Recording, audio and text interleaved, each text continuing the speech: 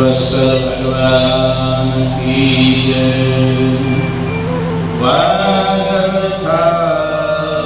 सम्पृक्तौ वागर्था प्रतिपत्तये जगतः पितरौ वन्दे पार्वती परमेश्वरौ। जगतः पितरौ वन्दे पार्वती परमेश्वरौ। ओम भगवान की जय। ओम एकोनविंशोऽध्याय। उवाच सूतसूतचिरञ्जीव धन्यास्त्वं शिवभक्तिमान् सम्यग् त्वया लिङ्ग महिमा सत्फलप्रद। यत्र पार्थिवमामहेशा लिङ्गस्य महिमाधुना ॐ सर्वोत्कृष्टकथितो व्यासितो ब्रूहितं पुनः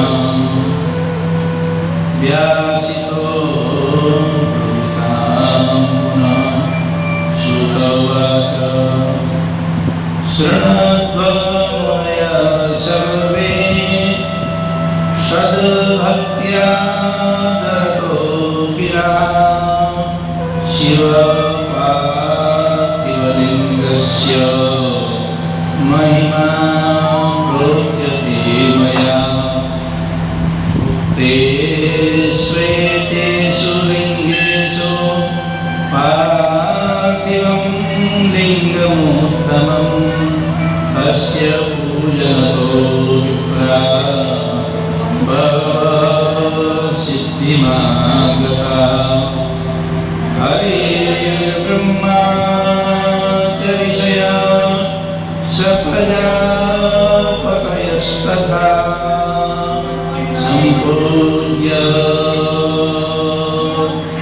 सम्पूज्य पार्थिवं लिङ्गं प्रापुः सर्वेशितं दुजा।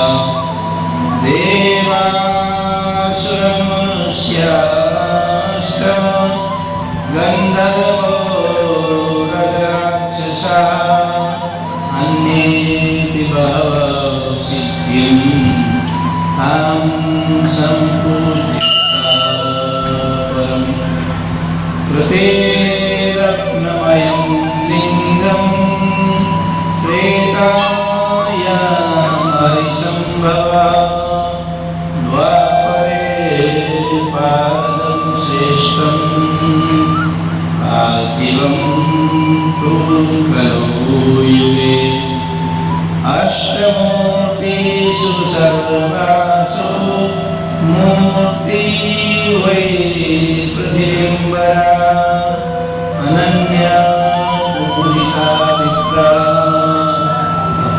तपस्कन्मान् महत्फलं। यथा सर्वेषु देवेषु ज्येष्ठश्रेष्ठमहेश्वरा एवं सर्वेषु लिङ्गेषु पार्थिवं श्रेष्ठमुच्यते। यथा नदीषु सर्वासु ज्येष्ठा श्रेष्ठा सुरापदा तथा सर्वेषु लिङ्गेषु पार्थिवं श्रेष्ठमुच्यते। यथा सर्वेषु मन्त्रेषु प्रणवामि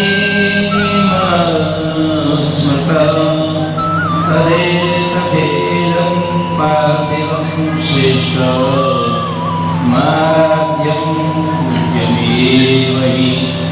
यथा सर्वेषु वर्णेषु ब्राह्मणश्रेष्ठ उच्यते तथा सर्वेषु लिङ्गेषु पार्थिवं श्रेष्ठमुच्यते यथा पुरीषु सर्वासु काशी श्रेष्ठतमा स्मृता तथा सर्वेषु लिङ्गेषु पार्थिवं श्रेष्ठमुच्यते यथा व्रतेषु सर्वेषु शिवरात्रिव्रतं परं तथा सर्वेषु लिङ्गेषु पार्थिवं श्रेष्ठमुच्यते यथा देवीषु सर्वासु शैवी शक्ति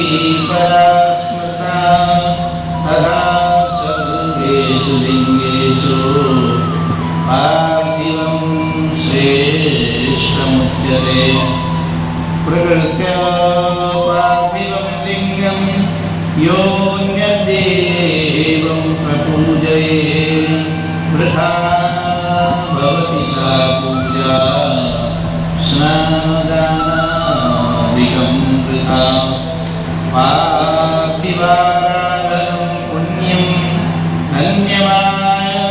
धन्यमायुविवर्धनं तुष्टिरं पुष्टिरं श्रीरं कार्यं साधकसत्तमयि यथा लब्धोपचारैश्च भक्तिश्रद्धा समन्वितः पूजेत पार्थिवं लिङ्गं सर्वकामार्थसिद्धिदम् यत्वा पार्थिवं लिङ्गं पूजयेष्ववेदिकं तैहैव धनमाक्षीमानन्ते रुद्रो विजायते संज्ञं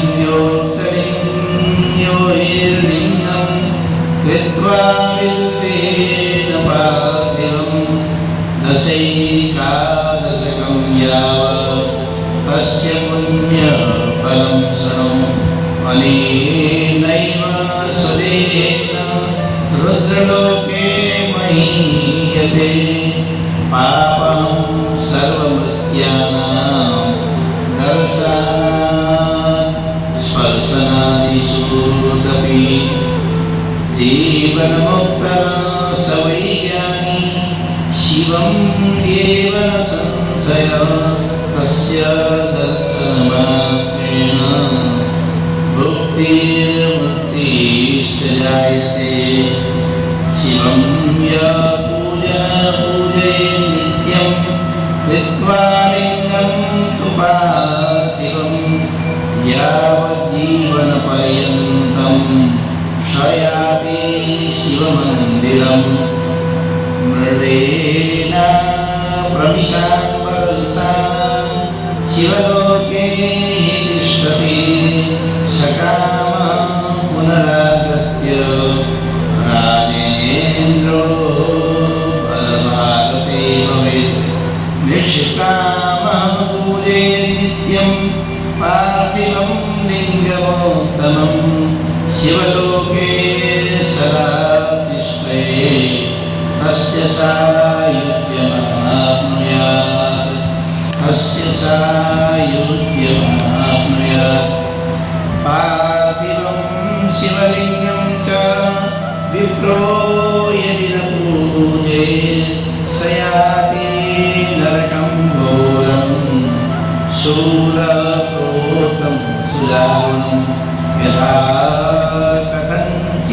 कथञ्चिद्विधिना रम्यं लिङ्गं प्रकारयेत् पञ्चसूत्रविधानं च पार्थिवेन विचारयेत् अखण्डं तदैव कर्तव्यं न विखण्डं प्रकारयेत् विखण्डं तु प्रकुर्वीर्यमाणो नैवं पूजा परं भवेत् रत्नजं हेमजं लिङ्गं पारदं स्फटिकं तथा पार्थिवं पुष्परागोत्थ मखण्डं तु प्रकारेण अखण्डं तु चरं लिङ्गं द्विखण्डामचरं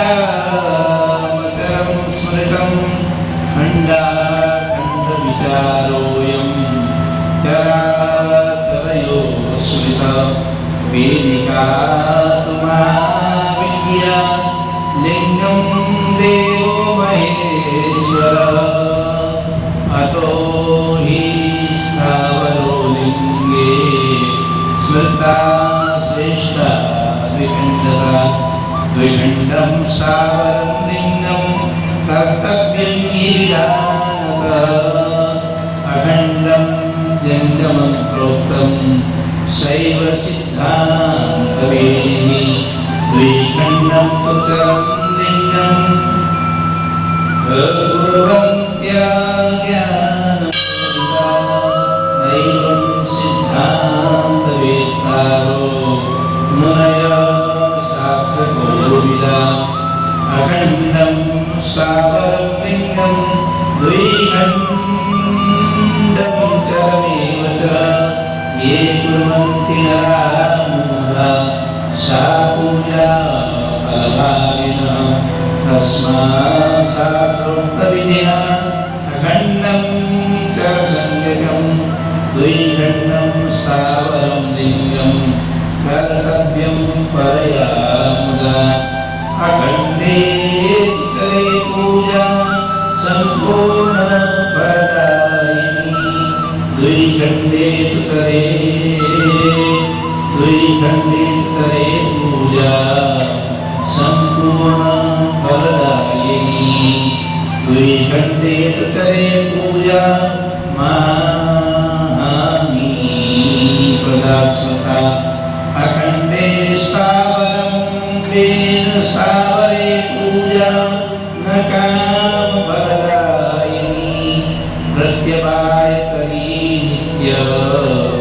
नित्युक्तं शास्त्रवेदिनी श्रीशिवपुराणे महापुराणे श्रीशङ्करायां साध्यसाधनखण्डे पार्थिव शिवलिङ्गपूजनमात्मवर्णननाम एकोविंशति अध्यायः।